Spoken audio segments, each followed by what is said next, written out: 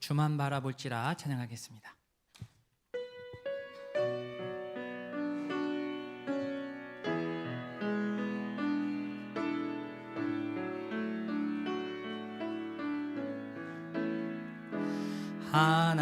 하나님의 사랑을 사모하는 자, 하나님의 평안을 바라보는 자, 너의 모든 것 창조하신 우리 주님이 너를 얼마나 사랑하시는지 하나님께 찬양과 경배하는 자, 하나님의 선하심을 닮아가는 자, 너의 모든 것 창조하신 우리 주님이 너를 자녀 삼으셨네. 하나님 사랑의 눈으로 너를 어느 때나 바라보시고 하나님 인자한 귀로서 언제나 너에게 기울이시니 어두움에 밝은 빛을 비춰주시고 너의 작은 신음에도 응답하시니 너는 어느 곳에 있든지 주를 향하고 주만 바라볼. 다시 한번 찬양합니다. 하나님의 사랑을, 하나님의 사랑을 사모하는 자, 하나님의 평안을 바라보는 자, 너의 모든 것 창조하신 우리 주님이 너를 얼마나 사랑하시는지 하나님께 찬양과 경배하는 자, 하나님의 선하심을 닮아가는 자, 너의 모든 것 창조하신 우리 주님이 너를 자녀 삼으셨네. 하나님 사랑의 눈으로 너를 어느 때나 바라보시고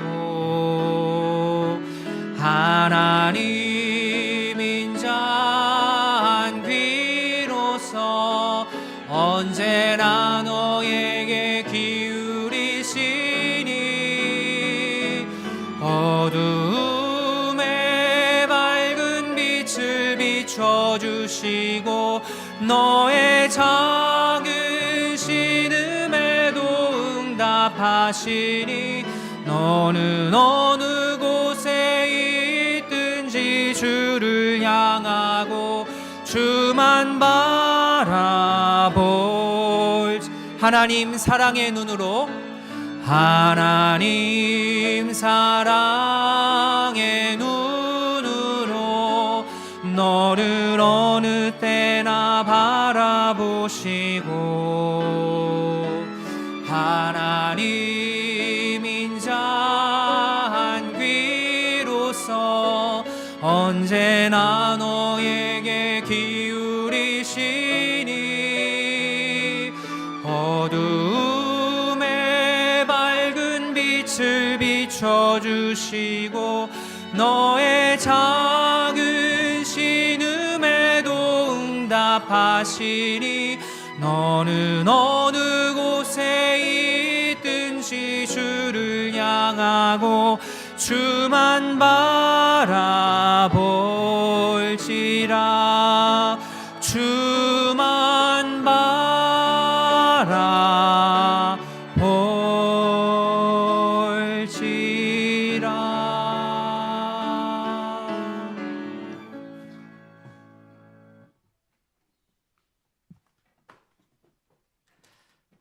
묵상기도 하심으로 12월 7일 주일 예배를 하나님께 올려드리겠습니다.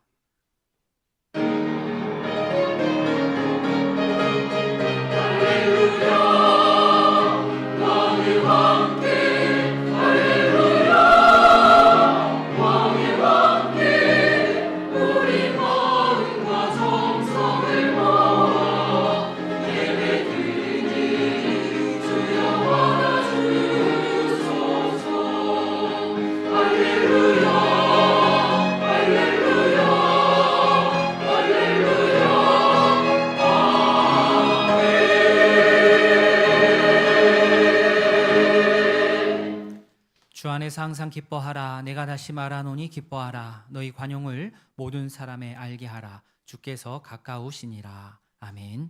우리 기쁨의 근원 되신 하나님 아버지, 복된 주의 날에 주의 백성들이 한자리에 모여 예배하게 하시니 감사합니다.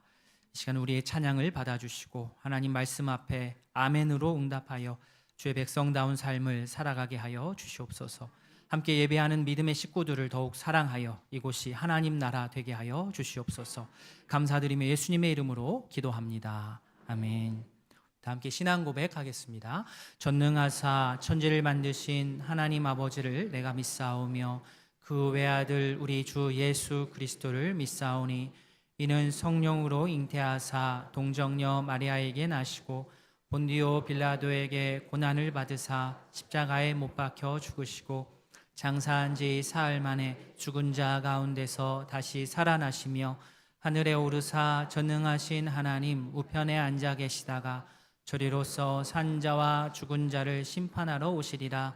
성령을 믿사오며 거룩한 공예와 성도가 서로 교통하는 것과 죄를 사하여 주시는 것과 몸이 다시 사는 것과 영원히 사는 것을 믿사옵나이다. 아멘. 찬송 75장입니다.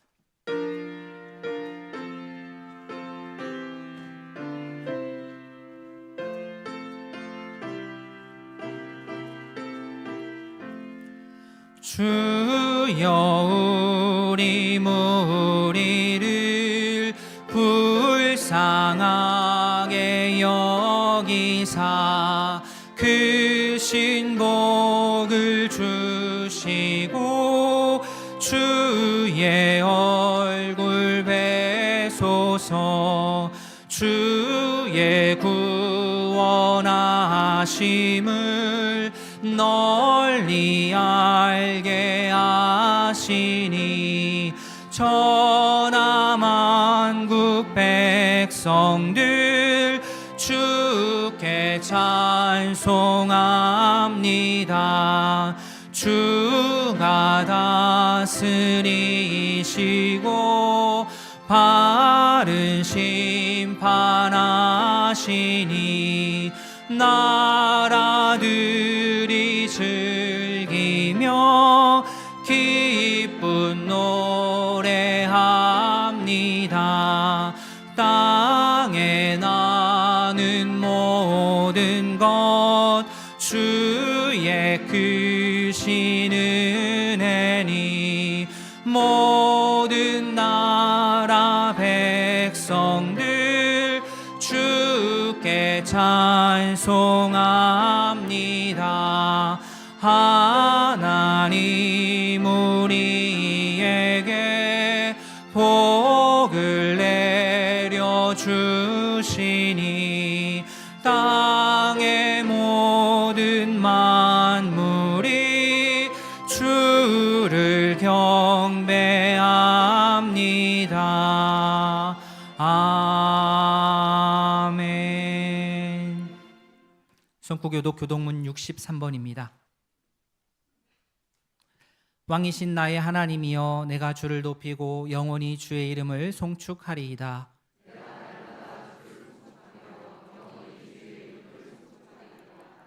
여호와는 위대하시니 크게 찬양할 것이라. 그의 위대하심을 측량하지 못하리로다.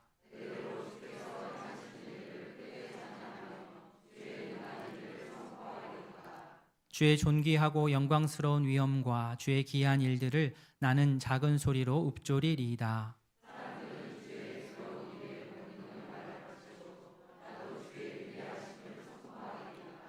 그들이 주의 크신 은혜를 기념하여 말하며 주의 의를 노래하리이다.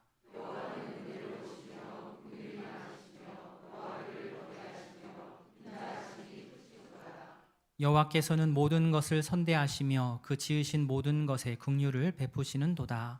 여호와여, 주께서 지으신 모든 것들이 주께 감사하며 주의 성도들이 주를 송축하리이다. 아멘. 찬송 293장입니다.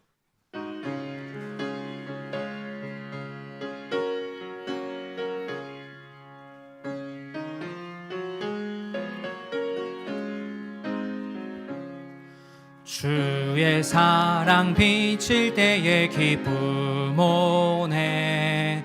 근심 걱정 물러가고 기쁨 오네. 기도하게 하시며 희미한 것 물리쳐 주의 사랑 비칠 때 기쁨 오네. 그 큰 사랑 내 맘속에 충만하게 비칠 때에 찬송하네.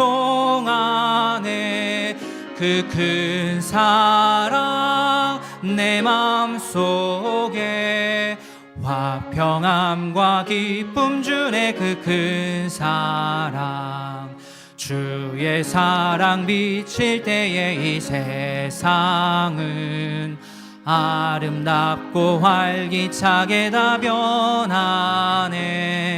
화평 중에 내 영혼 영광스런 새 생명 다시 찾게 되었네. 그 큰 사랑 그 큰 사랑 내 맘속에 충만하게 비칠 때에 찬송하네.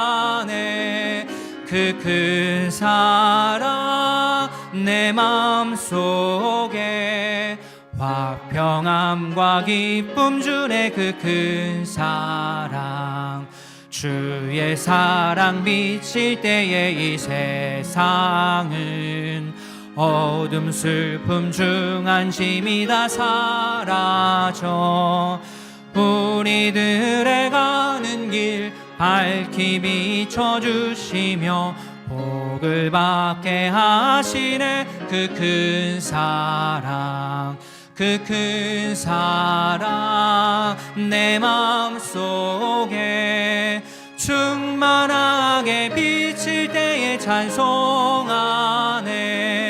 그 큰 사랑 내 맘속에 화평함과 기쁨 주네. 그 큰 사랑 주의 사랑 비칠 때에 그 광채가 찬란하게 우리 둘러 비치겠네. 세상 모두 이기고 전국 생활할 때도 주의 사랑 비치네. 그 큰 사랑 그 큰 사랑 내 맘속에 충만하게 비칠 때에 찬송하네. 그 큰 사랑 내 맘속에 화평함과 기쁨 주네. 그 큰 사랑. 윤석구 장로님 기도하겠습니다.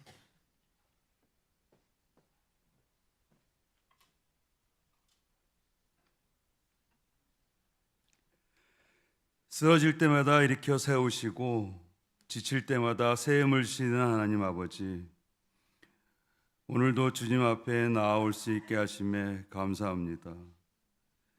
주님의 도우심과 보살핌과 인도하심이 있기에 이 은총의 자리에 나온 줄 믿습니다.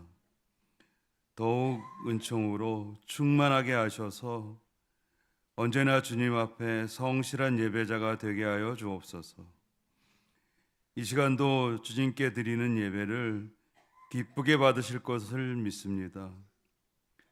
저희들은 항상 주님의 부르심에 응답하지 못하고 주님이 원하시는 일을 외면한 채 다른 곳에서 방황할 때가 많았습니다. 주님 안에 거한다고 하면서도 스스로의 생각을 앞세우며 주님의 뜻을 구하기 알기 전에 제 뜻대로 행동한 어리석은 저희들이었습니다. 주님의 긍휼하심을 기대오며 용서의 은총을 내려 주옵소서.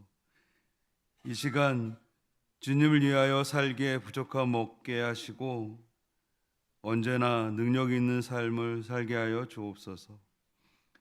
저희들 가운데 빈 마음으로 이 자리를 찾은 성도들이 있는 줄 아오니 그 빈 마음에 말씀과 성령으로 채우시고 성령의 도우심으로 채워 주옵소서. 그리하여 어떤 시험이나 유혹이 있더라도 승리하게 하시고 크고 작은 시련이 부딪힐 때에도 결코 굴하지 아니하고 이겨내 나가는 신앙의 생활을 할 수 있게 하여 주옵소서. 수많은 시련이 부딪혀 오고 시험하는 무리들이 많사오니 지켜주시고 보호하여 주옵소서. 실족하여 넘어지지 않게 하시고 실수하여 아픔을 겪지 않게 하여 주옵소서. 이제 금년도 마지막 달인 12월이 시작되었습니다.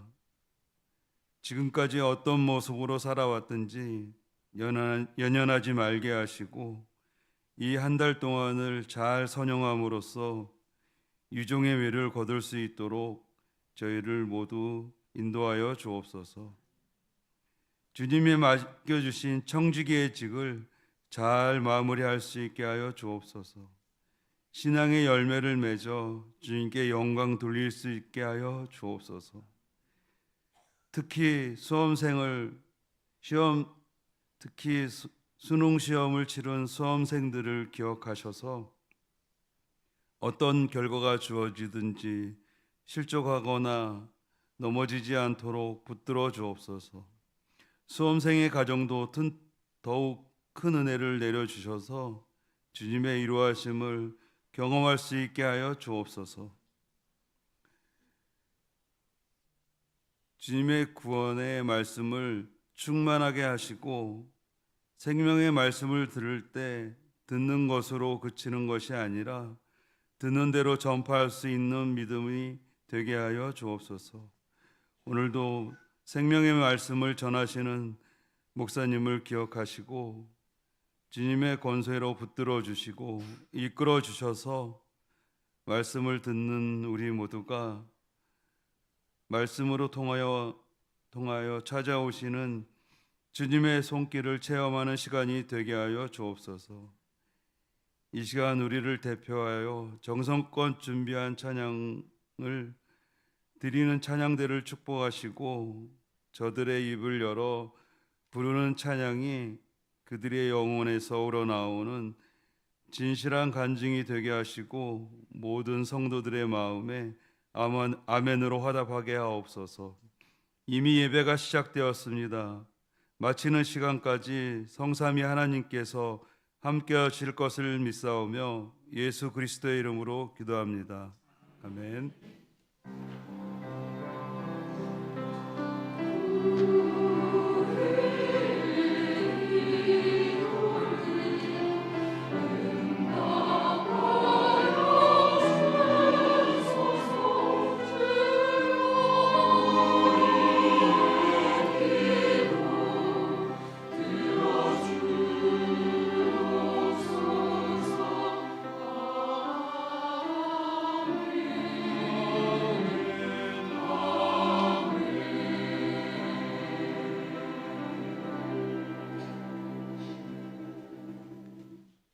교회 소식 말씀드리겠습니다. 주보를 참조해 주십시오.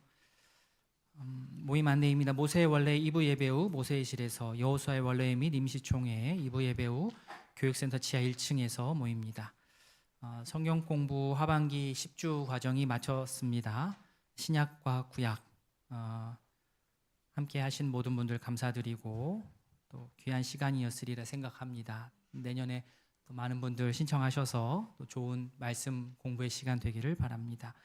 2026년 교회 달력이 나왔습니다. 예배 마치시고 가실 때에 1층에서 나눠드리도록 하겠습니다. 엘리베이터 타시는 분들 조금 번거로우시겠지만 내려오셔서 좀 돌아오셔서 1층 로비에서 교회 달력 드리도록 하겠습니다. 가정당 한 부씩 벽걸이나 아니면 탁상형 중에 하나 고르셔서 가져가시면 되겠고요. 사업장에 좀 더 넉넉하게 필요하신 분들은 이번 주 오늘 나눠드린 다음에 다음 주에 더 해서 나눠드리도록 추가로 나눠드리도록 하겠습니다. 이번 주 목장 모임 있고요. 정기재직회가 다음 주 주일에 있습니다. 위원회 부장단 워크숍이 다음 주 주일 오후 예배 마치고 본당에서 있습니다. 부장단들께서는 준비해 주시기를 바랍니다. 정기 공동회의가 21일 주일에 있습니다. 구독 광고 드립니다. 친교부에서 오늘 수도관이 어제 좀 얼었었습니다. 그래서 카페 운영을 하기가 좀 어려운 상황이 되어서 오늘은 카페를 운영하지 않습니다. 이용에 참고해 주시기 바랍니다. 전도부 소식입니다. 전도 대상자를 위한 기도 모임 오늘 오후 3시에 본관 지하 1층 찬양대 연습실에서 있습니다. 전도 대상자를 마음에 품고 함께 기도하고자 하는 분들 모든 성도님을 다 환영하니까 오셔서 함께 기도하는 시간 갖기를 바랍니다. 교우동정입니다. 우리 안미자 권사님 모친께서 소천하셔서 장례 예배하였습니다. 또 박창호 집사님 장인께서 소천하셔서 장례 예배하였습니다. 만나시면 위로의 말씀 나눠주시기를 바랍니다. 또 더불어서 차영주 집사님 부친께서 소천하셨습니다. 저희 교회에서는 위로 예배만 합니다. 오후 예배 마치고 바로 출발하도록 하겠습니다. 문자 받으신 대로 그렇게 하겠습니다. 오늘 점심은 강인수 이혜진 성도님 가정에서 섬겨주십니다. 감사합니다. 그리고 그 게시판에 사역 신청서 종합해가지고 사역 배치표를 1차로 붙였습니다. 보시고 혹시 수정사항 있거나 빠진 부분 있으면 저희 교육자들에게 말씀해 주시면 또 수정해서 계속해서 붙이도록 그렇게 하겠습니다. 골고루 배치를 한다고 하지만 아직도 그 사역 신청이 필요한 곳들이 좀 있습니다. 보시고 자원해 주시고 또 주변에 추천해 주시고 하면 너무 감사하겠습니다. 네, 이상입니다. 함께 보실 하나님의 말씀 누가복음 6장입니다. 신약성경 99면 누가복음 6장 27절부터 31절까지 한 절씩 교독하겠습니다. 그러나 너희 듣는 자에게 내가 이르노니 너희 원수를 사랑하며 너희를 미워하는 자를 선대하며 너희를 저주하는 자를 주고 너희를 모욕하는 자를 기기 너의 이 뺨을 치는 자에게 저 뺨도 돌려대며 내 겉옷을 빼앗는 자에게 속옷도 거절하지 말라. 구하는 자에게 주며 내 것을 가져가는 자에게 다시 달라 하지. 같이 봅니다. 남에게 대접을 받고자 하는 대로 너희도 남을 대접하라. 아멘. 헌금 위에 장은혁 집사님 기도하겠습니다. 말씀으로 온 우주를 다스리시며 창조하셨으며 하늘이 정확히 있어야 될 곳과 별의 위치를 정하신 하나님, 계절의 때를 정하시며 그 바다의 길을 만드신 하나님, 누가 하나님께서 하신 일을 다 측량할 수 있으며 이해할 수 있으며 볼 수 있겠습니까? 온 하늘에 하늘이라도 담을 수 없는, 땅에 땅이라도 담을 수 없는 그 지존하시고 영존하신 시간과 공간을 초월하신 삼위일체 하나님의 영광을 온전히 찬양합니다.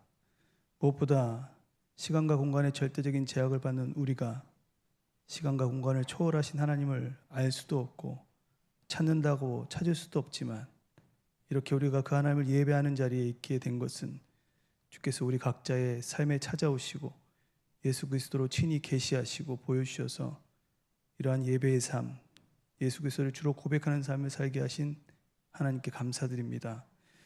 이 시간 그 은혜에 감사하며 주의 전에 나올 때에 특별히 시간과 물질과 삶을 구별하여 주께 드리는 귀한 하나님의 백성들을 축복하시고 하나님 그 감사가 깊어지게 하시며 감사가 풍성해질 수 있도록 도와주시며 혹시 간절한 기도에 소원을 담아 주께 예물을 드리는 사람이 있다면 하나님의 정확한 때에 하나님께서 이루어 주심으로 말미암아 우리의 모든 것들이 회복될 수 있도록 축복하여 주시옵소서.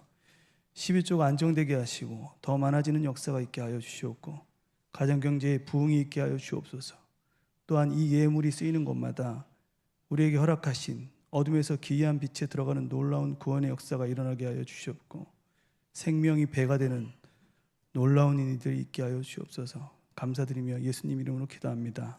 아멘. 아멘. 찬송 401장입니다.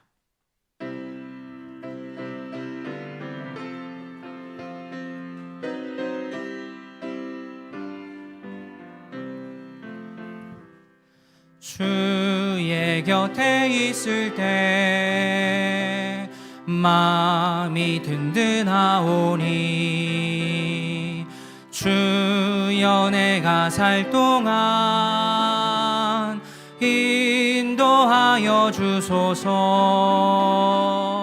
주여 주여 나를 인도하소서. 빠른 세상 살 동안 주여 인도하소서. 피난처인 예수여 세상 물결엄할 때 크신 은혜 베푸사 나를 숨겨주소서. 주여 주여 나를 인도하소서. 빠른 세상 살 동안 주여 인도하소서. 세상 풍파 지난 후 영화로운 나라와 눈물 없는 곳으로 들어가게 하소서. 주여 주여 나를 인도하소서. 빠른 세상 살 동안 주여 인도하소서. 아멘.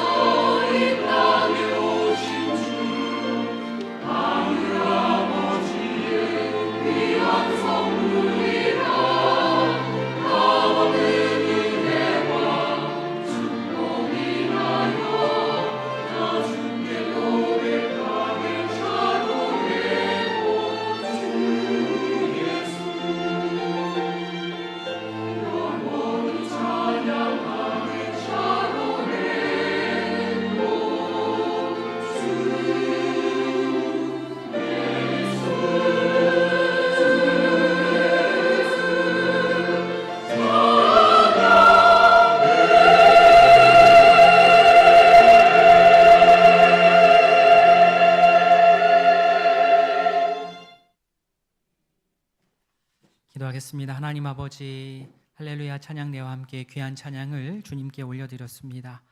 저 높은 곳에서 이 땅에 오신 주님, 그 하나님의 귀한 선물 예수 그리스도를 우리가 늘 따르고 그 말씀을 따라 행하는 주의 백성 될 수 있도록 은혜를 베풀어 주시옵소서. 감사드리며 예수님의 이름으로 기도합니다. 아멘.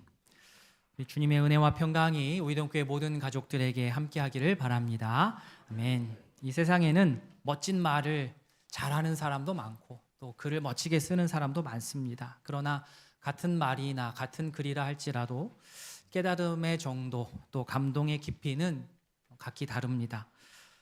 자기 말과 자기 글에 자기 자신을 오롯이 포함시키는 집어넣는 자가 있는가 하면 자기의 멋진 말과 자기의 멋진 글하고 자신이 완전히 동떨어지는 예도 있습니다. 진지한 고민과 애씀 없이 그저 말 기술 또 글 기술로 사람을 감동하게 하려는 시도는 한두 번은 어떻게 통할지 모르지만 결국에는 실패한다는 것을 압니다. 그래서 사람은 누구나 자신의 말과 글에 책임을 져야 됩니다. 그래서 말하는 것이 참 어려운 일이고 그래서 글을 쓰는 것이 참 어려운 일입니다. 원수를 사랑하라, 원수를 사랑해라 라고 이렇게 말하는 것은 어렵지 않습니다. 원수를 사랑하라. 그런데 내가 하는 말과 말하는 내가 따로 떨어져 있으면 얼마든지 저도 한 1000번 할 수 있을 것 같습니다. 그런데 기계가 아닌 이상 어떻게 내 말과 말을 하는 내가 분리가 될 수 있겠습니까? 그래서 원수를 사랑하라는 말은 정말 사실 하기 어려운 말입니다. 하기 어려운 말인데 큰일이 났습니다. 왜냐하면 예수님이 그 어려운 말씀을 하셨고 우리에게도 요구하셨기 때문입니다. 27절 앞부분에 그러나 너희 듣는 자에게 내가 이르노니 너희 원수를 사랑하며. 예수님은 밤이 새도록 기도하신 후에 제자를 세우셨고 제자들과 함께 내려오시다가 이 평지에 이르러서 평지 설교하셨습니다. 설교하시면서 일반적으로 사람들이 가지고 있었던 복과 화에 대한 그 개념을 완전히 뒤집어 놓으셨습니다. 그래서 가난하고 줄이고 울고 박해받는 자가 하나님 나라에서는 오히려 하나님 나라의 원리가 작동되는 곳에서는 그 사람이 복된 자다, 그 사람이 행복자다라고 말씀하시면서 이러한 새로운 가치관을 가지고 살자라고 제자들을 도전하셨습니다. 그래서 예수님하고 상관없는 사람들은 크게 개의치 않을 수 있지만 예수님을 따르는 예수님의 제자라면 내 생각을 내려놓고 내가 따르는 스승 예수님의 그 말씀, 예수님의 가치관을 나에게 장착을 시켜야 됩니다. 오늘 이 원수 사랑의 권면도 앞에서 말씀드린 그러한 말씀과 연장선상에 있게 됩니다. 즉 일반 사회에서는 굳이 원수를 사랑하라까지는 얘기를 안 한다 할지라도 그러나 내가 일반 사람이 아니라 예수님을 따르는 예수님의 제자이기 때문에 그리고 하나님의 나라를 꿈꾸며 사는 성도라고 한다면 원수를 사랑하라라는 말이 나하고 상관없는 말이 아니고 나하고 상관이 있는 말이고 원수를 사랑하겠다는 결단이 있어야 되고 또 더 나아가서 실제로 내가 원수를 사랑하는 실천을 해야 됩니다. 그런데 여기서 현실에 아주 큰 괴리가 있습니다. 내가 성도로서 믿는 자로서 그리스도인으로서 예수님을 따르는 제자 되는 거 너무 감사하고 또 예수님의 제자로 살겠다 내가 다짐하지만 그런데 현실적으로 어떻게 내가 예수님 말씀대로 그 원수를 내가 어떻게 사랑할 수 있을까? 이거는 불가능한 말이 아닐까? 그렇다면 예수님은 정말 실현 가능성이 없는 그저 하늘에서만 얘기될 수 있는 이상적인 어떤 이야기를 예수님이 이 순간 조금 현실 감각이 없으셔가지고 그냥 좀 크게 말씀을 하셨던 것일까요? 그것은 아닙니다. 예수님은 하나님의 나라를 이루고 살아가는 예수님의 제자들은 분명하게 이러한 태도로 세상을 바라보고 또 세상을 살아가야 된다고 확신하셨고 그렇게 될 수 있다고 생각하셨기 때문에 예수님의 제자들에게 그리고 이 자리에 있는 우리 모두에게 원수를 사랑하라고 진지하게 말씀을 하셨습니다. 자, 그렇다면 예수님 말씀하신 원수의 대상, 원수는 누구입니까? 오늘 원수의 대표적인 모습이 1차적으로 오늘 본문 말씀 저희가 함께 읽은 부분에 원수의 모습이 쭉 나옵니다. 27절부터 30절까지의 원수의 대표적인 모습입니다. 보십시오. 나를 미워합니다. 또 저주합니다. 모욕합니다. 내 뺨을 칩니다. 내 겉옷을 빼앗습니다. 내 것을 가져가는 자입니다. 그러한 모든 자가, 그러한 행동을 하는 자가 바로 우리의 원수입니다. 그런데 그러한 원수를 사랑하기가 너무 어렵습니다. 그런 원수를 사랑해야 되는데 그냥 무작정 사랑하려고 애를 쓴다고 해서 되지 않고 언제 가능하느냐? 내가 예수님을 믿는 자로, 예수님의 뒤를 따르는 예수님의 제자로 내가 다시 태어났다라는 것을 분명하게 알 때, 즉 내 인생의 새로운 정체성이 분명할 때 이 일이 가능합니다. 그러니 이것이 얼마나 어렵겠습니까? 앞서 예수님은 일반 세상에서의 복과 화의 개념을 완전히 뒤집으셨는데 여기서는 사랑할 대상과 사랑하는 방식의 개념을 완전히 뒤집어 놓으셨습니다. 가히 혁명적인 변혁이요 도전이라 할 수 있습니다. 적대적인 논리가 기본인 세상에서 예수님께서는 하나님 나라의 논리인 은혜의 논리로 살아가라 라고 말씀을 하시니 이 얼마나 급진적인 명령입니까? 선포입니까? 예수님은 단순히 원수를 미워하지는 말아라 정도의 어떠한 소극적인 그러한 권면을 주시지 않고 오히려 아주 적극적인 사랑을 실천하라고 말씀하셨습니다. 27절과 28절 같이 한번 읽어보겠습니다. 그러나 너희 듣는 자에게 내가 이르노니 너희 원수를 사랑하며 너희를 미워하는 자를 선대하며 너희 저주하는 자를 위하여 축복하며 너희를 모욕하는 자를 위하여 기도하라. 아멘. 4가지가 있습니다. 노란색으로 제가 표시를 했는데 첫 번째 사랑하라. 어떤 감정적인 사랑뿐만 아니라 실제 감정을 넘어선 실천이 있는, 행동이 있는 그러한 결단과 행동입니다. 두 번째 선대하라. 선하게 대하는 거죠.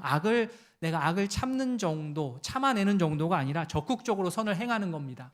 세 번째 축복하라. 상대방의 악담에 대해서 내가 악한 말로 되받아쳐 주는 게 아니고 선한 말로 응답을 하는 것, 축복하는 겁니다. 네 번째 기도하라. 나를 모욕하는 자를 피해서 도망가는 정도가 아니라 그를 위해서 기도하는 겁니다. 저는 문득 이거 읽으면서 축구가 생각났습니다. 최고의 수비는 공격이다. 그죠?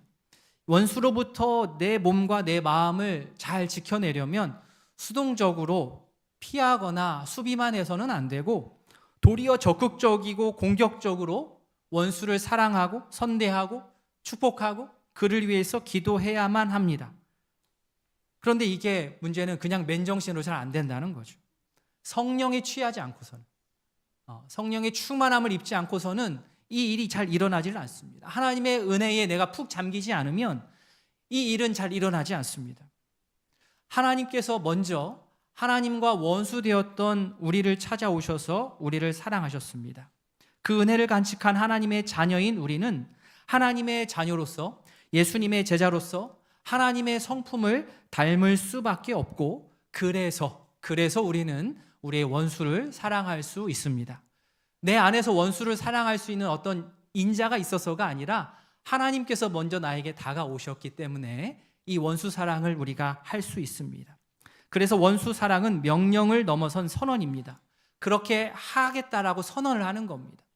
하나님의 은혜를 풍성히 받고 우리 모두가 누려서 원수를 하나님의 사랑으로 더 품어내고 녹이고 그러한 우리 예수님의 참 제자로 살아갈 수 있기를 진심으로 바랍니다. 아멘. 또한 예수님을 따르기로 한 제자들은 어떠한 태도를 가져야 되느냐? 즉각적으로 보복하고자 하는 마음을 내려놔야 됩니다. 29절에 너의 이 뺨을 치는 자에게 저 뺨도 돌려대며 겉옷을 빼앗는 자에게 속옷도 거절하지 말라. 내게 구하는 자에게 주며 내 것을 가져가는 자에게 다시 달라 하지 말라. 예나 지금이나 이렇게 뺨을 때리는 것은 타인에 대한 아주 강한 모욕을 주는 폭력입니다. 뺨 때리면 안 됩니다. 이미 한쪽을 탁 가격을 당한 상황에서 다른 한쪽도 탁 이렇게 된다면 무엇을 의미하겠습니까? 어디 한번 더 때려보시지 하고 되는 것은 아닙니다. 그런 의미는 아니고요. 나는 당신이 내 뺨을 쳤지만 나는 당신의 뺨을 치는 보복을 하지 않겠습니다. 라는 의미로 맞지 않은 다른 뺨을 이렇게 댄다라고 보시면 되겠습니다. 그래서 이를 통해서 나에게 폭력을 행사한 그 사람이 순간 멈춰서서 최소한의 인간으로서 양심을 회복하고 인간의 존엄에 대해서 생각하기를 바라는 의도로 되갚아주지 않고 멈춰서서 다른 쪽 뺨을 들이밀 수 있는 거죠. 겉옷을 빼앗는 것도 마찬가지입니다. 지금처럼 풍족한 시대에 옷장에 여러 벌 걸려있는 옷 중에 그거 하나 주는 게 아니고, 특히 가난한 자에게는 유일한 옷이고 추운 겨울이나 저녁을 지내기 위해서는 입을 역할을 하는 겉옷이 필요했는데, 이는 그래서 이 겉옷은 그들의 목숨과도 같은 물건이었습니다. 그런데 그 겉옷을 달라고 했을 때 그 겉옷 주는 것도 너무나도 대단한 일이지만 속옷까지 주는 것은 일반 사회에서는 도무지 일어날 수 없는 일입니다. 그런데 겉옷을 달라고 하는 자하고 붙어가지고 싸우지 말고 속옷까지 내어주는 것이 예수님의 제자의 삶입니다. 예수님의 제자는 내 것을 달라고 하는 자에게 저항하지 말고 줘야 되고, 내 것을 가져가는 자에게 내 것을 가져갔으니까 꼭 갚으라라고 부담 주지 않아야 됩니다. 우리 모두는 이러한 예수님의 관대함을 본받아 실천해야만 합니다. 어떻습니까? 너무나도 멋진 말이긴 한데 정말 우리가 이렇게 살 수 있을까라는 의문이 계속 듭니다. 참 좋은 말이다. 그런데 할 수 있을까? 좋은 말이다. 할 수 있을까? 이게 계속 반복이 됩니다. 그런데 예수님의 이 말씀의 핵심은 무엇이냐? 악을 악으로 갚기 시작하면 그 악이 이 복리처럼 기하급수적으로 늘어나기 때문에 그렇게 하지 말고 보복의 순환고리를 끊으라는 겁니다. 이것이 핵심입니다. 누군가가 보복을 딱 멈추는 순간 악의 흐름도 멈춥니다. 문제는 누군가가 대신 해주기를 바라죠. 내가 그렇게 하기는 좀 그렇고 누군가가 보복의 흐름을 끊어주기를 바라는데, 자, 그런 의미에서 예수님은 예수님의 제자들에게 보복을 포기하고 관대함을 택하라라고 말씀하셨습니다. 바라기는 이 자리에 있는 우리 모두가 보복을 멈추어서 복수의 순환고리를 과감하게 끊어내고 하나님의 성품으로 관대하게 우리의 모든 가족과 이웃을 대할 수 있기를 바랍니다. 아멘. 우리 성도님들 누군가에게 무엇을 가르쳐 본 적이 있으실 겁니다. 꼭 공부가 아니더라도 기술이든 음식이든 운동이 됐든 악기가 되었든, 그런데 가르칠 때 배우는 사람이 잘 따라오면 어떻습니까? 기분이 좋습니다. 원래 가르쳐 주려고 했던 것보다 더 가르쳐 주죠. 더 가르쳐 줍니다. 그래서 욕심내서 가르칩니다. 그런데 그렇게 가르친 제자는 선생님의 입장에서 봤을 때는 다른 사람하고 똑같이 이제 안 봅니다. 특별하게 가르쳤기 때문에, 성장했기 때문에, 성장해서 보통의 수준을 뛰어넘었기 때문입니다. 헬스를 예로 든다면 다른 사람은 30kg 잘 들으면 잘했다라고 칭찬하고 집에 가라고 하는데, 훈련받아서 성장한 제자는 30kg 든다고 칭찬 안 해주는 거예요. 100kg 정도 들어야 잘한다, 역시 수제자답다, 이제 잘하고 있다, 한 100kg 정도 들어주기를 선생님이 바라고, 또 그렇게 스승은 제자의 몸을 실제로 그렇게 만들어줍니다. 30kg 정도 드는 몸이 아닌 100kg 들 수 있는 몸으로 만들어줍니다. 지금 예수님의 제자들을 그렇게 이끄셨습니다. 일반 사회에서 너네들 일반 사회에서 욕먹지 않을 정도 하고 살자, 이 수준이 아니고 그 수준을 훨씬 뛰어넘는 하나님 나라의 기준으로 그들을 도전하셨습니다. 어떤 훌륭한 위인을 따르자, 그렇게 좀 되면서 살자, 이 정도가 아니고 무려 하나님 아버지의 성품을 목표로 제자들의 성품이 하나님 아버지의 성품이 되기를 바라면서 그들을 이끄시고 그들에게 도전하신 겁니다.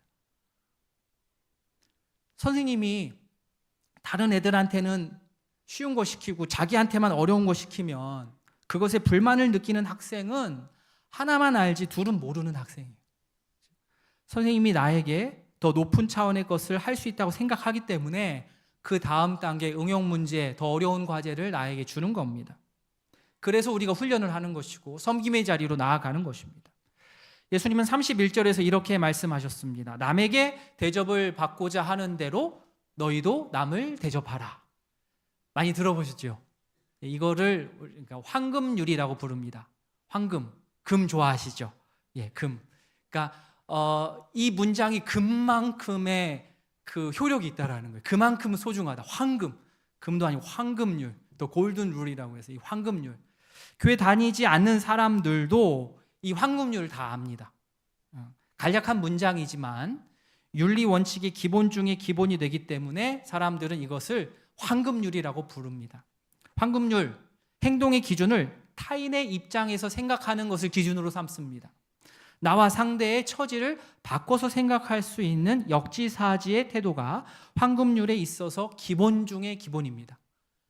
그러니까 난 내 마음대로 살 거야 해서 내가 남에게 대접받고자 하는 대로 대접한다라고 된다면 그것은 결국 나와 상대의 위치를 한번 상상을 통해서 바꿔보는 힘이 있어야 되는 거죠. 그 역지사지의 능력이 있어야 이 황금률이 가능합니다. 타인에게 베풀고 배려하는 행동을 하도록 권장하는 것, 예수님의 말씀 황금률이라고 한다면 이건 적극적인 겁니다. 소극적인 것도 있죠.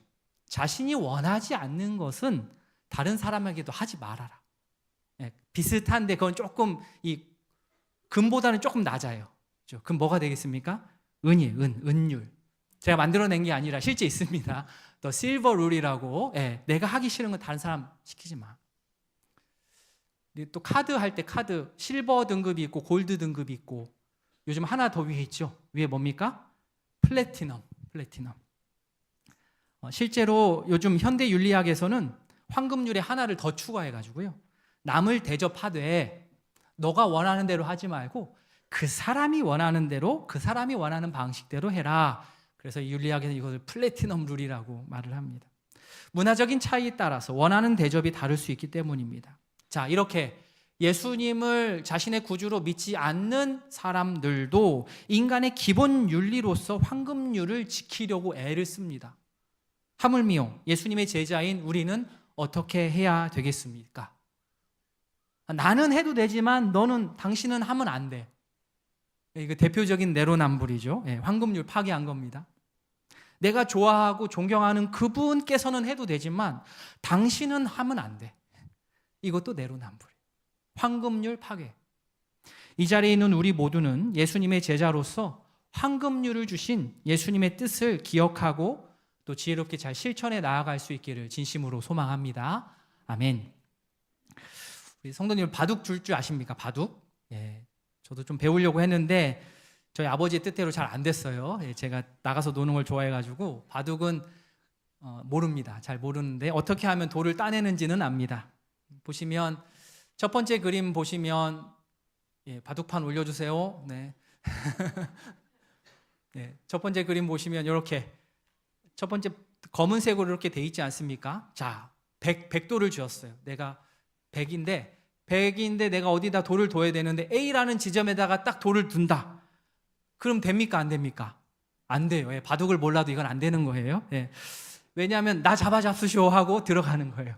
나를 빨리 잡아잡수시오, 나를 따내시오 하고 들어가는 거예요. 실제로 1처럼 100을 1에다 딱 두면 흙은 기다렸듯이 2번 검은색으로 딱 둘러쳐서 1번 그 백돌을 따내게 됩니다. 그래서 이렇게 바둑 두는 사람은 없죠. 바둑 두는 사람은 없습니다. 자, 첫 번째 그림을 기억하시면 됩니다. 이렇게 삼각형으로 이렇게 벌려져 있는 모습. 첫 번째 돌의 모습을 우리가 호구라고 부릅니다. 호구. 호는 호랑이 입이에요. 호랑이. 들어오기만 해봐. 네, 잡아먹을 거야. 호랑이가 입을 탁 벌리고 있는 게 호구입니다. 거기다가 갖다 잡히는 거죠. 그죠? 호랑이 굴에 들어가도 뭐 정신 차리면 산다 하지만 저기서는 못 살아요. 무조건 죽어요. 바둑 용어 이 호구가, 그죠? 호랑이 그 입이 보이셨죠? 호구가 일상생활에서는 순진하거나 어리석어서 남에게 잘 속고 이용당하기 쉬운 사람을 칭하는 뜻으로 이제 사용되기 시작했습니다. 물론 뭐 좋은 뜻은 아닙니다. 보통 호구 잡혔다 이렇게 문장으로 씁니다. 오늘 함께 살펴보고 있는 예수님의 이 평지 설교는 신자요 예수님의 제자인 우리가 세상을 살아가는 데 있어서 아주 큰 굵직한 지침, 기준점이 됩니다. 전체적으로는, 큰 그림으로는 예수님이 말씀하시는 이 방향으로 가는 것이 맞습니다. 우리는 이 방향으로 가야 됩니다. 분명히 원수를 사랑하면서 살아야 됩니다. 한쪽 뺨을 맞으면 다른 한쪽 뺨을 내면서 살아가야 되는 사람들이 바로 우리입니다. 그런데 이 말씀을 잘못 이해하고 적용하면 오히려 예수님께서 이 말씀을 주신 의도와 다른 방향으로 갈 수 있는 위험이 있기 때문에 주의해야 됩니다. 예를 들어서 예수님께서 우리에게 원수를 사랑하라고 하셔가지고 내가 원수 사랑해야지 하고 원수를 엄청 사랑했습니다. 그런데 그 상대는 내가 하는 그 노력은 다 몰라주고 그것을 감사하기는커녕 우리를 호구 취급하는 거예요. 얘 호구다. 나를 미워하는 자에게 말씀의 은혜를 누렸으니까 내가 잘해줘야지 했더니 내가 호구인 줄 알고 계속 함부로 대하는 거예요. 나를 저주하는 자에게 내가 저주할 수는 없지. 내가 복을 빌어야 되겠다 했더니 나를 계속 개념 없이 대하는 거예요. 나를 모욕하는 자를 위해서 계속 기도했더니 이 사람이 나를 너무 쉽게 보고 나를 어리석게 보고 계속 나를 험담한다면 그럼 우리는 어떻게 해야 됩니까? 예수님께서 바라시는 원수 사랑의 모습이 과연 그러한 모습이겠냐라는 것입니다. 잘못된 투자 정보 때문에 재산에 큰 손해를 입은 성도는 그 사기꾼 원수에게 따지지도 말아야 됩니까? 계속 사랑합니다. 안 되죠. 전세 사기를 당했습니다. 그 사기꾼을 위해서 축복하며 기도해야 됩니까? 보이스피싱으로 재산상 전승적 피해를 준 범죄자가 있는데 그에게 어떻게 계속 선대할 수 있겠습니까? 그렇게 하라고 원수 사랑하라고 예수님 주신 말씀 아닙니다. 보통은 일반적인 얘기예요. 일반적으로는 한쪽 뺨을 치는 사람에게 다른 한쪽 뺨을 돌려대면 폭력을 행사한 본인이 자기 자신을 멈춰서서 돌아봅니다. 그게 보통이에요. 그게 일반이에요. 일반적으로는 그렇습니다. 보통은 겉옷을 달라고 할 때 속옷까지 줘버리면 아무리 뺏어가는 그냥 사악한 입장이라 할지라도 덜컹하면서 멈추게 되는 거예요. 인간이라면 그렇습니다. 우리 인간에게 도덕, 양심, 윤리라는 게 있기 때문에 그렇습니다. 그러나 이 모든 이야기는 일반적이라는 전제가 깔렸을 때 가능한 거예요. 일반적일 때. 근데 뉴스를 보시면서 아시겠지만, 우리가 살아보면 알겠지만 일반적이지 않은 예가 또 있지 않습니까? 예외가 있지 않습니까? 한쪽 뺨을 치는 사람에게 다른 한쪽 뺨을 돌려대면 이 사람 만만하다고 호구라고 더 때리는 사람이 있어요. 겉옷을 달라고 하는 사람이 겉옷뿐 아니라 속옷까지 줬더니 이 사람 어리숙하다고 내 장기까지 빼내려고 하는 사람이 존재한다는 거죠. 그러면 예수님의 제자인 우리는 이렇게 못된 사람들한테 계속 당하면서 살아야 됩니까? 예수님이 진정 원수 사랑을 이런 식으로 말씀하셨습니까? 아닙니다. 절대 아닙니다. 원수를 사랑한답시고 계속 착취를 당한다든지 악을 방치한다든지 불의를 묵인한다든지 하는 것은 옳지 않습니다. 예수님의 이 원수를 사랑하라는 말은 절대 세상에서 바보처럼 호구 잡혀 살라는 말이 절대로 아닙니다. 적극적으로 의사표시하지 말고 미지근하게 저항하지 않고 사는 것이 예수님이 말씀하시는 원수 사랑이 아닙니다. 예수님은요, 실제로 악에 침묵하지 않으셨습니다. 예수님께서 교만한 종교 지도자들, 우리 복음서 볼 때 종교 지도자들 많이 나오지 않습니까? 예수님께서 그 원수 중에 원수들을 어떻게 대하셨지요? 그들을 축복하며 사랑으로 감쌌습니까? 아니요. 절대 그냥 넘기지 않았죠. 아주 그냥 탈탈 털어버리셨어요. 잘못을 그냥 모른 척하지 않고 아주 엄하게 책망하신 분이 예수님입니다. 성전에서 장사하는 사람들, 예수님 보시기에 너무 화가 나는데 이들을 사랑해야지 축복합니다 이랬습니까? 아니요. 상 다 엎어버렸어요. 상 다 엎어버렸습니다. 바울 역시 마찬가지입니다. 자신 재판 들어갔을 때 불의한 쪽으로 이게 흘러간다 싶으니까 억울한 일 당하지 않도록 자신의 로마 시민권을 딱 적극적으로 활용해서 자신을 정당하게 변호했습니다. 예수님이 말씀하시는 원수 사랑의 핵심은 무엇이냐? 보복을 삶의 중심으로 삼지 않되 지혜롭게 자신을 보호하는 삶의 태도입니다. 이게 중요합니다. 원수 사랑, 즉각적으로 사적으로 보복하지 않되 그렇다고 내가 망가지는 게 아니고 지혜롭게 자신을 보호해야 됩니다. 원수가 잘못한 것에 대해서 묵인해서는 안 됩니다. 잘못은 잘못입니다. 의로운 분노를 느껴야 됩니다. 의로운 분노 좋습니다. 그러나 그 분노가 의분해서 그치지 않고 사적인 복수심으로 확장돼서 보복과 폭력의 흐름으로 가게 되는 것은 우리가 차단해야 됩니다. 그래서는 안 됩니다. 시원하게 내가 좀 갚아주고 싶다라는 마음은 실제로 하면 안 돼요. 그냥 영화 보시고 대리만족을 삼으셔야 돼요. 야, 시원하다 이래야지 내가 직접 이렇게 실행을 하면 안 됩니다. 현실에서는 예수님의 권면대로 선으로 대응해야 됩니다. 원수 사랑하다가 성도인 내가 먼저 이 세상에서 말라 죽는 것을 주님께서는 절대 원하지 않으십니다. 그래서 여기서 중요한 것이 무엇이냐? 원수 사랑에 있어서 중요한 것이 무엇이냐? 바로 경계입니다. 경계. 영어로 바운더리라고 하는데 한번 따라해 보시겠습니까? 바운더리. 네, 오늘 영어 하나 배웠습니다. 바운더리. 경계. 마치 지금은 뭐 이 바운더리를 뭐 외래어처럼 그냥 한글처럼 쓰는 시대가 되어버렸어요. 성도인 우리는 원수 사랑하다가 원수에게 먹히는 일이 발생하지 않도록 경계, 성도로서의 경계, 바운더리를 잘 설정해야 됩니다. 신체적으로도 사람과 사람 사이에 안전하다 느끼는 적절한 거리와 공간이 존재합니다. 그것과 마찬가지로 심리적으로나 또 신앙적으로 내가 나를 지키고 보호할 수 있는 안전거리가 필요합니다. 이 안전거리를 잘 확보하셨으면 좋겠습니다. 이 안전거리를 잘 확보하는 성도가 성숙한 성도입니다. 원수 사랑의 핵심, 보복하지 않으면서 악은 묵인하지 않는 것. 같은 표현이지만요, 바운더리를 설정하는 겁니다.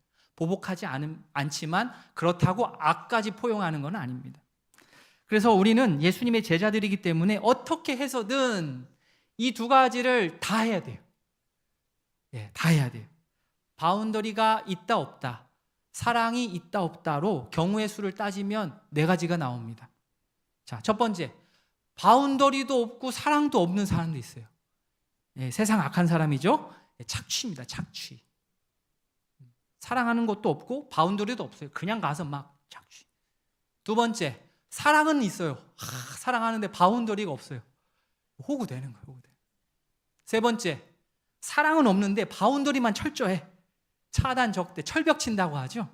차가운 사람들 탁, 여기까지는 안 돼, 탁, 바운더리만 지키는 사람들. 사랑이 없다? 차가운 거죠.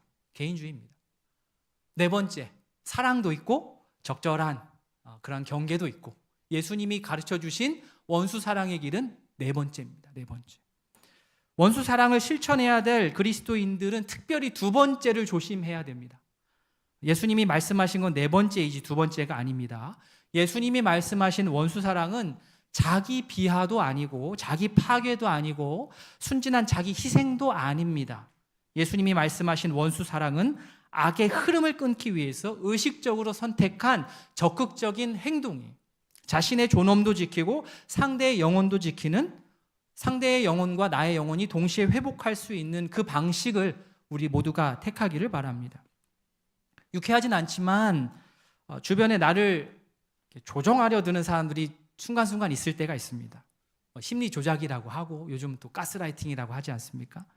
이 가스라이팅 하는 사람들의 주요 기법이 뭐냐면 사람과 사람 사이에 이 건강한 바운더리를 허무는 거예요. 그 사람들의 주요 그 기법입니다. 나쁜 기법이지요.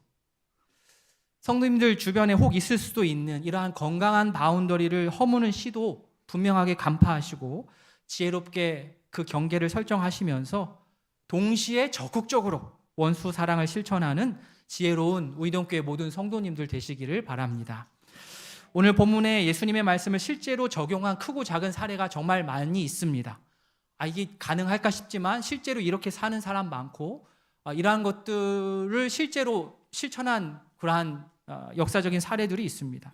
대표적인 사례 하나만 들자면 인종차별로 나라가 극도로 분열되었던 남아프리카 공화국이 1994년에 첫 다인종 민주선거를 통해서 만델라 대통령이 선출이 됩니다. 백인이 지금까지 계속 차별 정책을 통해서 지배해 왔는데 1994년에 만델라가 당선이 된 거예요. 그리고 데즈먼드 투투가 진실과 화해위원회를 운영해가지고 이 보복의 순환을 끊고 차별 중심이 아닌 진실, 사과, 용서, 화해의 모델로 국가 공동체를 싸매었던 일이 실제 역사에 일어났습니다. 책이 있는데요. 용서 없이 미래 없다. 예, 데즈먼드 투투가 쓴 책인데 그 내용 남아공 그 내용들이 아주 잘 들어가 있습니다. 이게 실제로 될까? 되더라고요. 물론 뭐 완벽하진 않지만 아파르테헤이트라는 이 말은 아프리카 말로 분리라는 뜻입니다. 분리라는 뜻. 1948년부터 1994년까지 남아공에서 공식적으로 시행된 인종분리, 인종차별 정책입니다. 백인들이 법과 제도를 통해서 백인 우월 체제를 유지하려고 했으니 얼마나 극심한 차별과 폭력이 있었겠습니까? 수십 년 동안 당한 흑인들이 이제 우리 만델라 대통령 됐고 흑인이 정권 잡았으니까 우리도 한번 제대로 한번 해보자 라고 보복으로 대응을 한다면 백인들도 피해를 입겠지만 흑인들도 피해를 볼 수 있고 공동체 전체가 무너질 수밖에 없기 때문에 함께 살 수 있는 방법을 이제 찾기 시작했습니다. 그것이 바로 오늘 본문 말씀에 나온 대로 예수님의 원수 사랑의 방식이었습니다. 사적으로 보복하지 않지만 그렇지만 악은 묵인하지 않도록. 그러기 위해서는 먼저 진상을 규명해야 되고 진상 규명하지 않고 또 덮자, 사랑하자고만 하면 사람을 호구 만들려는 시도죠. 용서와 화해 이전에 무조건 분명한 진실과 규명과 사과가 있어야 되고 그 다음에 이제 원수 사랑까지 갈 수 있는 겁니다. 실제 남아공에서 가해자에게 잘못을 인정하고 고백하게 했고 사과하기 참 어렵지 않습니까? 했고 또 피해자 앞에서 그들이 사과했고 피해자들은 어렵지만 너무나도 분하고 힘들지만 그들의 사과를 진심으로 또 받아주었습니다. 결국에는 가해자, 피해자 모두 회복을 경험했습니다. 말씀을 뵙겠습니다. 우리는 하나님의 자녀요 예수님의 제자로서 새로운 삶의 가치관으로 세상을 살아야 될 그런 의무가 있습니다. 그런데 그 기준이 일반적인 기준보다 훨씬 높습니다. 무려 하나님의 성품을 담는 것이 우리의 기준입니다. 36절 말씀 같이 읽겠습니다. 너희 아버지의 자비로우심 같이 너희도 자비로운 자가 되라. 아멘. 그런데 우리가 또 못할 일도 아닙니다. 하나님께서 먼저 우리를 사랑해 주셨기 때문입니다. 죄로 인해 하나님과 원수 될 수밖에 없었던 우리를 먼저 찾아오셔서 사랑해 주셨으니 그 은혜를 기억하고 하나님의 자녀로서 하나님을 계속해서 닮아가야 됩니다. 하나님을 닮아서 원수된 나를 하나님 사랑하셨던 것처럼 성도인 나도 원수를 사랑해야 됩니다. 보복하고자 하는 그 마음의 앙금들을 이 시간 과감하게 끊어내고 멈추시고 악의 순환을 끊어내는 그런 하나님의 사람들 다 되시기를 바랍니다. 그렇게 살면 나만 괴롭고 끝나는 게 아니라 더 큰 보상이 있습니다. 하나님 가만히 있지 않으십니다. 35절 앞부분에 35절 보시면 오직 너희는 원수를 사랑하고 선대하며 아무것도 바라지 말고 꾸어주라. 그리하면 뭐라고 합니까? 너희 상이 클 것이요 또 지극히 높으신 이의 아들이 된다. 너희 상이 클 것이요 하였습니다. 믿으십니까? 네, 너희 상이 클 것이요. 이 말씀 믿으시고 원수 사랑하여서 하나님의 자비를 이 땅에서 실현하는 하나님의 자녀요 예수님의 참된 제자로 살아갈 수 있기를 진심으로 소원합니다. 아멘. 오늘 말씀을 기억하며 우리 기도하는 시간 갖겠습니다.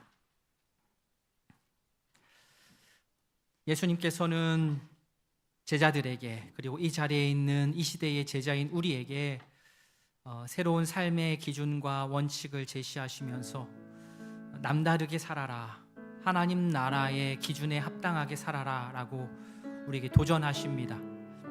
세상 기준 정도 맞추는 것으로는 예수님 만족하지 않으세요. 예수님 우리의 제자로 부르시는 것은 하나님의 나라에서 하나님의 가치관들을 드높이며 살기를 바라기 때문에 세상에서 생각하는 그러한 화와 복과 기준이 다 무너져 버리고 다 그걸 뒤집으시고 또 이렇게 원수를 사랑하고 또 하나님께 인정받는 이 모든 우리의 생각들이 예수님 안에서 다시 해석이 됩니다. 과연 우리가 원수를 사랑할 수 있을까? 한쪽 뺨을 맞았는데 또 다른 뺨을 내세울 수 있을까? 겉옷을 달라고 하는데 속옷까지 내어줄 수 있을까? 우리가 할 수 있는 그 이유는 원수되었던 나에게 하나님께서 다가오셨고 나를 자녀 삼아 주셨고 그 큰 사랑을 먼저 우리가 경험했기 때문입니다. 원수 사랑의 계명은 이 말씀은 그저 뜬구름이 아닙니다. 이상적인 말이 아닙니다. 실제입니다. 할 수 있고 해야 합니다. 어떻게든 해야 됩니다. 보복의 순환을 끊어내야 됩니다. 복수의 순환고리를 끊어내야 됩니다. 예수님의 말씀을 기억하여 보복의 순환고리를 끊어내고 안전하게 나의 모습도 지키고 하나님 앞에서 성장해 나아가는 제자 되기를 원한다고 지혜를 달라고 이 시간 기도하며 나아가겠습니다. 기도하겠습니다. 하나님 아버지, 원수 사랑의 말씀을 우리가 경험했습니다. 아버지 말씀을 기억하고 정말로 원수를 사랑해야 되는데 주님, 이게 과연 실현 가능성이 있는 것인지 고민이 됩니다. 아버지여, 주님께서 우리에게 하신 말씀에 의도가 있을 것인데 아버지여, 이 말씀을 분명하게 뜻을 알고 믿고 따를 수 있는 저희 될 수 있도록 은혜를 더하여 주시옵소서. 아버지여, 하나님의 놀라운 사랑을 힘있기를 원합니다. 아버지께서 나를 아버지여 수용하여 주시고 받아주셨으니 나 또한 주변의 우리 가족들, 이웃들, 동료들 더 거두어서 그들을 품고 사랑으로 녹일 수 있기를 원합니다. 아버지여, 누군가는 폭력을 멈춰야 되지 않겠습니까? 누군가는 이 보복의 복수의 이 순환고리를 멈춰서야 되지 않겠습니까? 아버지여, 예수님께서는 우리가 바로 그러한 일을 감당하라 도전하십니다. 아버지여, 내가 멈추겠습니다.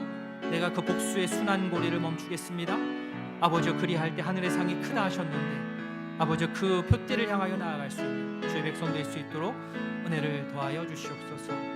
아버지, 더하여 주시옵소서.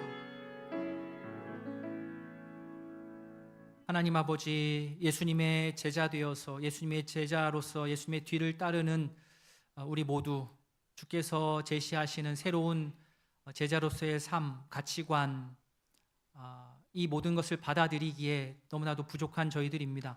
그러나 말씀을 통하여서 다시 도전받고 우리의 생각을 다시 재정렬하기를 원합니다.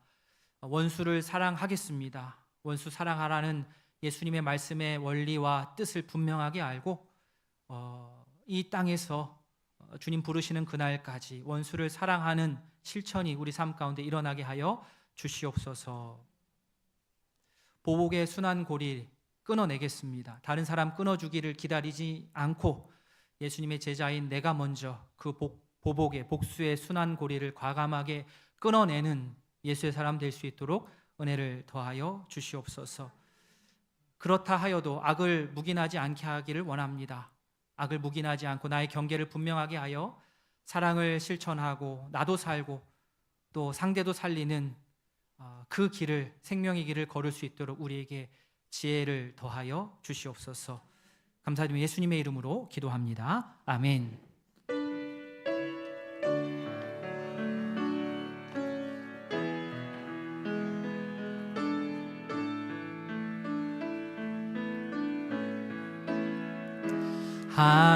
하나님의 사랑을 사모하는 자, 하나님의 평안을 바라보는 자, 너의 모든 것 창조하신 우리 주님이 너를 얼마나 사랑하시는지 하나님께 찬양과 경배하는 자, 하나님의 선하심을 닮아가는 자, 너의 모든 것 창조하신 우리 주님이 너를 자녀 삼으셨네. 하나님 사랑의 눈으로 너를 어느 때나 바라보시고 하나님 인자한 귀로서 언제나 너에게 기울이시니 어두움에 밝은 빛을 비춰주시고 너의 작은 신음에도 응답하시니 너는 어느 곳에 있든지 주를 향하고 주만 바라볼지라, 주만 바라볼지라, 주만 바라볼